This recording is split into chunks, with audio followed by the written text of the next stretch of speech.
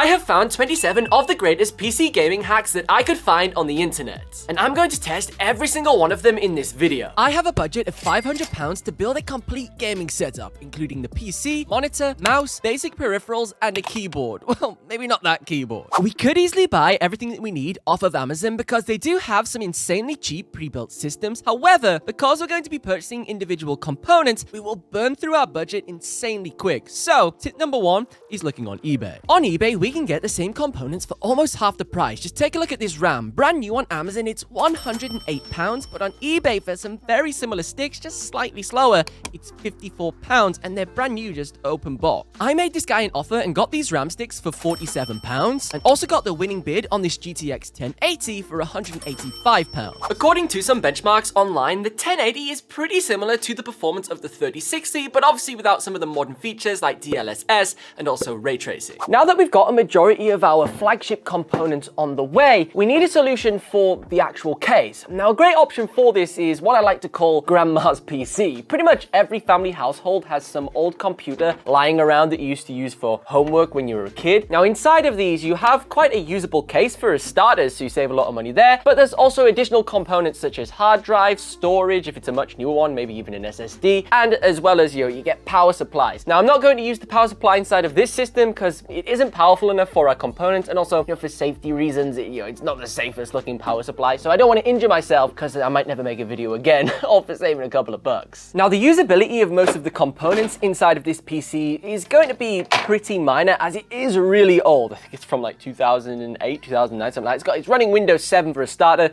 We've got like DDR3 RAM. Could probably use the hard drive, that'll probably do. But the case will actually fit the new motherboard in and all the new components, so we might save about $100 not having to purchase ourselves a brand new mid-tower. Alternatively, if you're looking for a cheap or even free hard drive, you could source one by dismantling an old DVD player with storage. It will require some tools and a bit of health and safety risks, but you may be surprised by the size of the storage that can be found inside of some of them. So one of the biggest debates in PC gaming is regarding the thermal paste and what dot you should do. Should you do a dot, or should you do a cross? Well, we're going to do a little bit of a test of this. I've got this sort of perspex glass that we can put over to see what happens. So let's see what happens with a dot of thermal paste. If we see how it spreads, once sort of the CPU cooler will be applied. The next question is, how does a cross perform? Now, me personally, I'm actually a cross guy. I've always been a guy that puts a cross on. Let's see whether the spread's that much different. Sort of apply the pressure on the CPU cooler. You can see the coverage is not that much more. It's more of a square versus a circle, but it's still covering that center part, but actually where the most important part for the cooling will actually occur, that sort of center bit of the CPU. But it's up to you, because clearly doing a dot or a cross sort of results in the same coverage. Taking this test further, let's now compare the cheapest thermal paste I could find on Amazon. This tube was £1.34, and honestly, it looks like a tube of glue. And this premium thermal paste cost me around $15.99, which is 1,093% more expensive. I guess we've already seen how this thermal grizzly stuff performs with the previous test, but let's take a look at this thermal paste PVA glue. For starters, it's actually coming out the tube much easier. It looks a completely different color. This is gray, this is white. It smells like glue. What? That smells like thermal paste. That genuinely smells like glue. The coverage doesn't seem to spread as easily as the thermal paste. Honestly, it stinks. Continuing with the PC build, I'm going to go ahead and use this AMD Ryzen 5 bundle. It's a 5650GE, 6-core CPU, and it even has an integrated GPU, so technically, you could get away without purchasing a dedicated graphics card. Now, this bundle will probably set you back around £168 if you shop around and find one at a decent price used.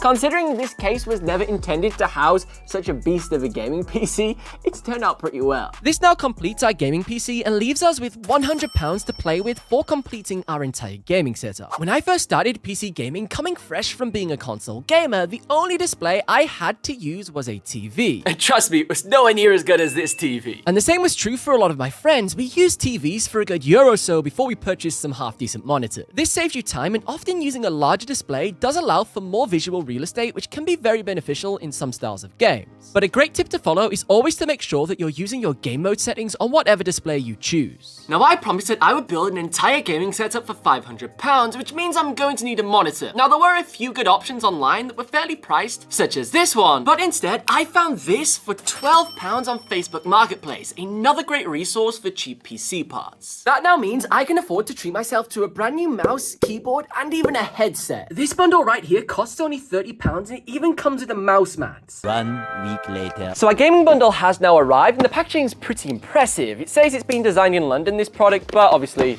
it's being made in China. Oh, here we go. Wow. Don't think it's a mechanical keyboard. Those switches feel awful. Yeah, they just feel like a sort of a membrane keyboard. Here's our beast of a headphones. Will it even fit my head?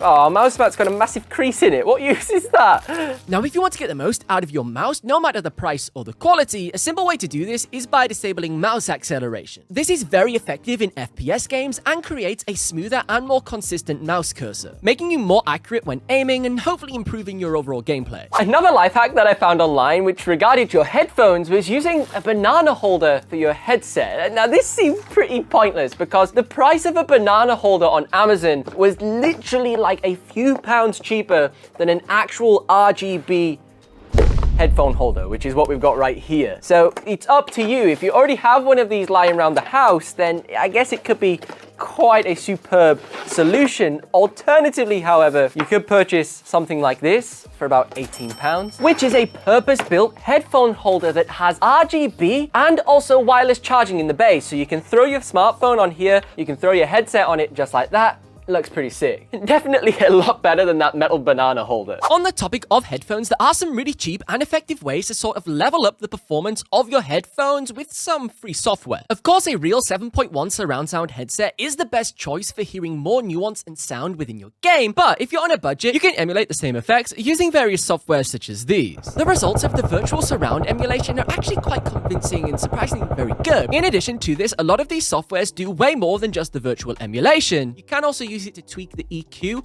of your headphones to get a much better and more rounded sound from your headset. We all know the problems that come with excessive gaming and hours on our computers. Apparently, one of the best things you can do to combat any pains you may get is to invest in a pair of gaming gloves. So allegedly, these things are supposed to support your hands and wrists while you're gaming, which supposedly is going to improve your gameplay. Now, surprisingly, they actually fit. They look absolutely tiny. Now, they have a very strange sensation when you have them on. Tightness, like pressurizing sort of your muscles in your palms. And also, they smell really weird. Like, they smell like fish. Like, they smell really odd. I don't know whether they're worth it for the gaming performance to be sort of smelling out the room. In addition to this, we also have some gaming glasses. Now, these are supposed to reduce eye strain as well as reflections and things on the screen. Now, these are apparently meant to make you better at first-person shooters, but it seems like a bold claim. So we're now ready to jump into a game and actually test out all of this equipment. Already, I have encountered some issues with the keyboard. It's lighting up perfectly fine, but two problems. First one is, as soon as you press on it,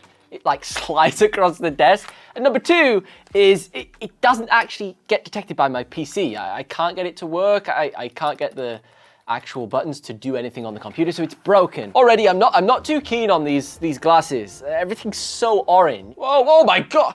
The sensitivity on this mouse is obscene. The mouse mat isn't helping because of that crease. It's like moving on its own. Oh, come on.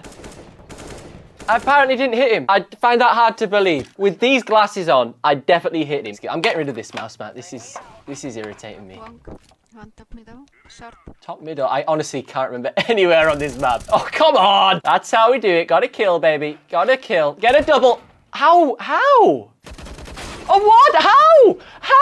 Man, everything's so blue without these on. Oh, my eyes sore. Now that I have wasted our budget on those gloves and glasses, if that still isn't enough gaming comfort for you, another life hack is using an oven cloth as a wrist rest for your keyboard. This is especially useful for you laptop gamers whose computers can run a little bit on the hot side and your palm is often inconveniently located on the hottest part of the laptop. Next, I'm going to hit you with 10 of the greatest PC gaming shortcuts and tips as fast as possible. When building a PC, most people forget to hop into their BIOS and enable enable a few settings to unlock the full clock speed of their RAM stick. If you don't do this, by default, they will usually run at a much slower base clock speed like the cheaper sticks do. Advanced display settings let you enable further things that you may not even realize that your monitor can do, such as high refresh rate, 10-bit color, or even HDR. Definitely worth a look. Using the shortcut Ctrl-Shift-Escape will open up the task manager. Then go ahead and select Always on Top. This will be super useful for when your game crashes.